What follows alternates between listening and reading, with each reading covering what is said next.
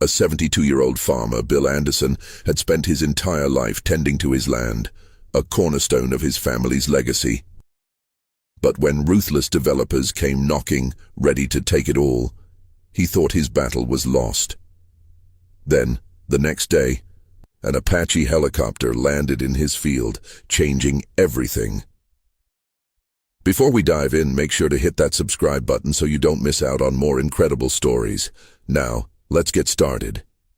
Bill Anderson, a 72-year-old farmer, had spent his entire life working the same 1,000-acre farm. Anderson Farm had been in his family for 3 generations. His grandfather had started the operation during World War II, offering the land for military training, a tradition that Bill carried forward. The farm had been more than a livelihood. It was a service to the country. For decades, Bill had kept a designated military landing zone in his south field, just as his father had done during the Vietnam War. Every week he maintained the area, preparing it for night training by military helicopter crews. His wife, Martha, always made sure the pilots had coffee and sandwiches, providing comfort during long hours of practice. Bill's service to his country wasn't just limited to farming. It was a testament to his unwavering commitment to the military and his community. But after all these years, his world was about to change. The land around him had been bought by a powerful developer, Techscape, a company from Silicon Valley. They had big plans for the area, a tech campus that would erase the farm and the landing zone. Bill wasn't concerned about the money they offered. His farm wasn't just land to him. It was history, tradition, and an invaluable resource for the military. He had hoped for the best, but braced himself for the worst. Little did he know, his fight to save the farm was just beginning. For Bill Anderson, his farm wasn't just about growing crops, it was about service. It was a place that had supported the military for over 3 generations. Bill's father had opened the land for helicopter training during the Vietnam War, and his grandfather had done the same during World War II. Bill was proud of his family's legacy of service to the country. Every week, he maintained the landing zone, ensuring military helicopters could practice night landings. Bill understood the importance of what he was doing. The farm wasn't just a business, it was integral to the military's readiness. The pilots who trained there had gone on to serve in conflicts around the world, and Bill took great pride in knowing he had helped them. Martha, Bill's wife, always made sure the crews were well fed, preparing coffee and sandwiches for the long hours they spent on the farm. No matter the season, Bill and Martha worked tirelessly to keep the landing zone operational. Even during harvest season, when the fields were filled with crops, Bill cleared a path through the land so the helicopters could land safely. He always said, "You can't expect our boys to learn in daylight only." Bill never asked for anything in return. He was just happy to do his part for the country. But as the years passed, he began to worry. His land was slowly being encroached upon by developers, and it seemed like the tradition his family had built was under threat. He never imagined it would be taken away by a corporate giant with no understanding of the history they were destroying. Everything changed when Bill learned that Techscape, a Silicon Valley developer, had bought the land surrounding Anderson Farm. The developers didn't care about the farm's legacy or the military training zone. It was just another piece of prime, real estate in their eyes. Techscape had plans to build a massive tech campus, and Anderson Farm was right in the middle of those plans. Bill was offered a sum of money far above market value, but no amount of money could replace the history and service his farm represented. The farm was more than just land to Bill. It was a symbol of his family's commitment to the military and the community. His father had worked this land during the Cold War, and his grandfather had offered it for training during World War II. It wasn't just a piece of property, it was a part of his soul. Bill knew he couldn't just sell out to developers. He'd been providing a crucial service to the military for decades, and the idea of it being wiped away by a corporate giant made him furious. But the developers weren't concerned with the legacy of the land. They only saw dollar signs. Bill watched as his neighbors, one by one, sold their land to the developers. Even the Wilson family, who had once provided an emergency landing zone for military helicopters, had sold their farm. As Bill sat at his kitchen table, looking at the offers, he felt a deep sense of loss. His land, his history, and his family's tradition were at risk of being destroyed by people who didn't understand what they were taking away. Bill's worst fears came true when he received the final eviction notice from the developers. His hands trembled as he read the letter. It was official. The farm he had worked for his entire life was about to be taken from him. The developers had won. It felt like a slap in the face to all the sacrifices he and his family had made over the years. Bill had never caused trouble. He had always maintained his farm with respect and pride, understanding the importance of his work in supporting the military. But now, all that history, all that service, seemed to mean nothing. The developers didn't care about the military readiness the farm provided. They saw only an opportunity for profit. With a heavy heart, Bill put up a sign in the field. Notice, military training zone closing. Anderson Farm, serving our forces since 1943. Below the main message, he added a smaller note. Thank you for 50 years of service to our country.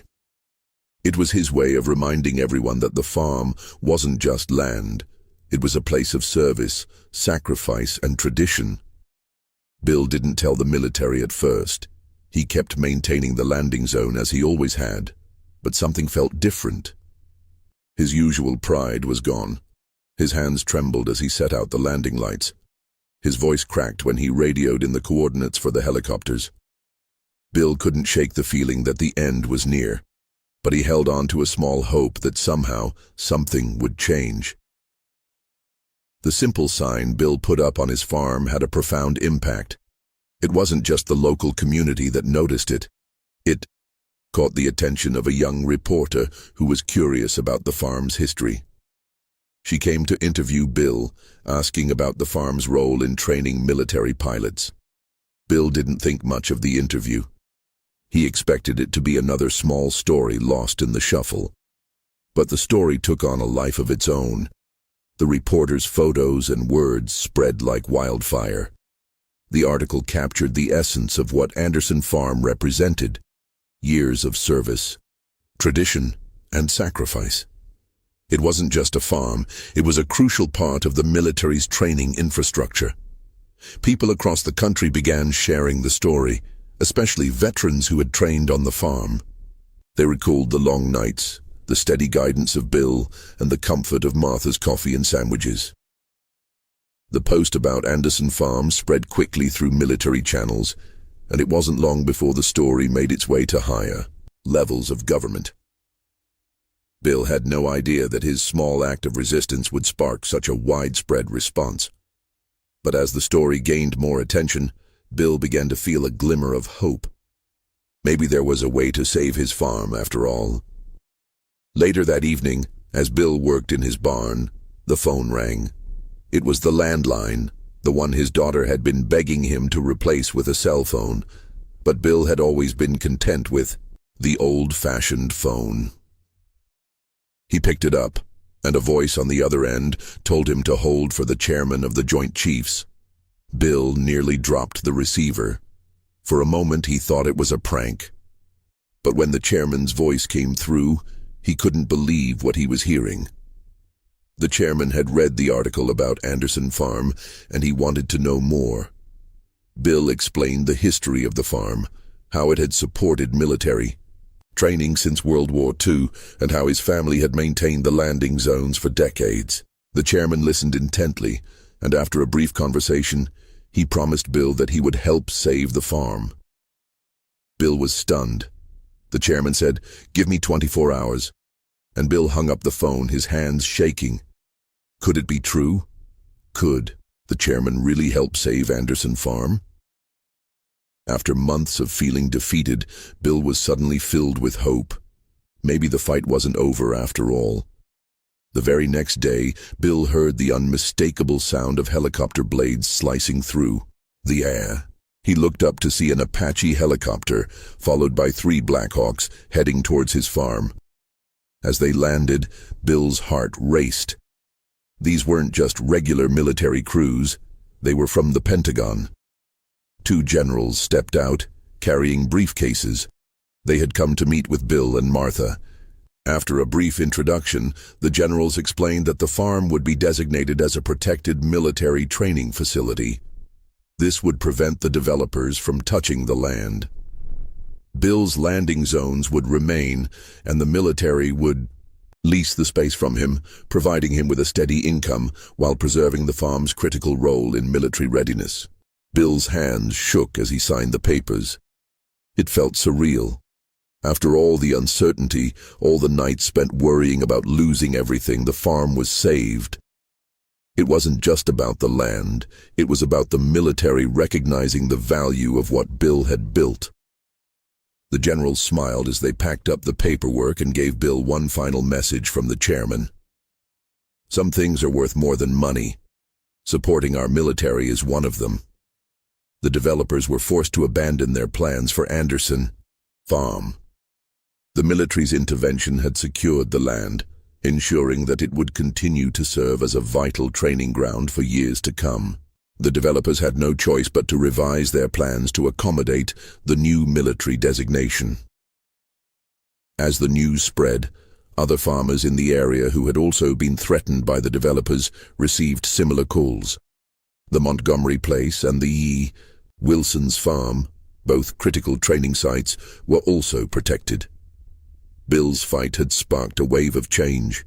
The developers had been forced to acknowledge that some things were too, and so Bill Anderson's farm was saved.